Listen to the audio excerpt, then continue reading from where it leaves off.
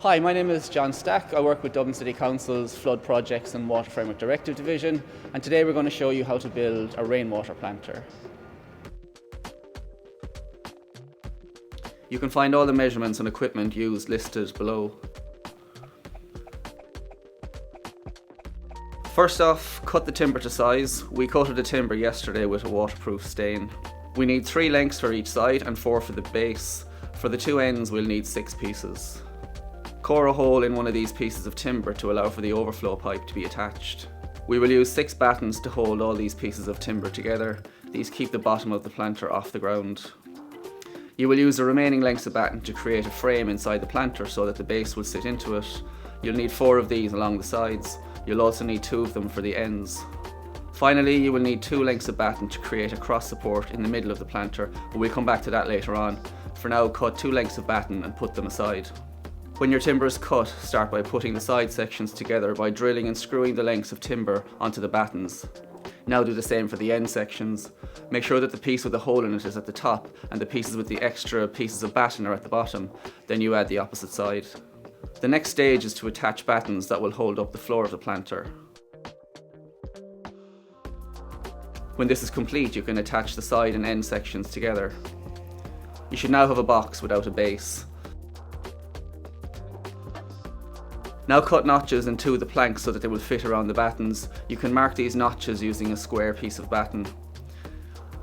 Put the batten against the board and draw around it with a pencil. You can then cut them out with a jigsaw.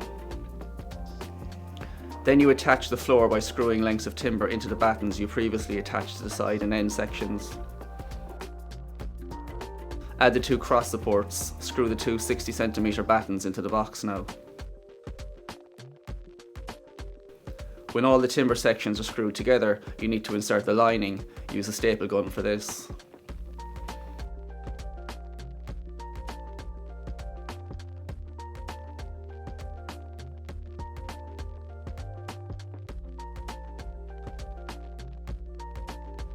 Next, you need to add the overflow pipe. If the hole is a bit too tight for the pipe, you can use a file to make it a bit bigger.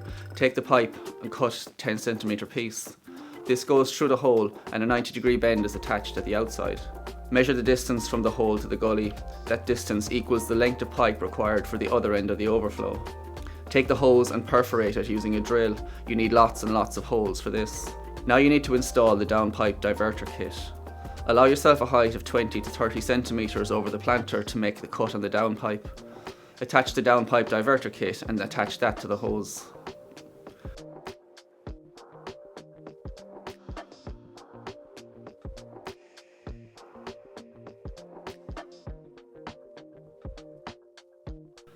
Fill the bottom of the planter with stones or gravel. The stones should be about 2 to 5 centimeters in size. The depth of the drainage layer should be approximately 10 centimeters. Place another layer of tarpaulin over the drainage layer and use a screwdriver to make lots and lots of holes in it. You don't want soil to get into the drainage layer. Now fill the remainder of the planter with topsoil. Mix in sand and compost too. Don't go any higher than the overflow pipe. Lay the hose over the entire length of the planter and bury it approximately 10 centimeters into the planter. Finally, plant it with suitable plants. Well done, you're finished.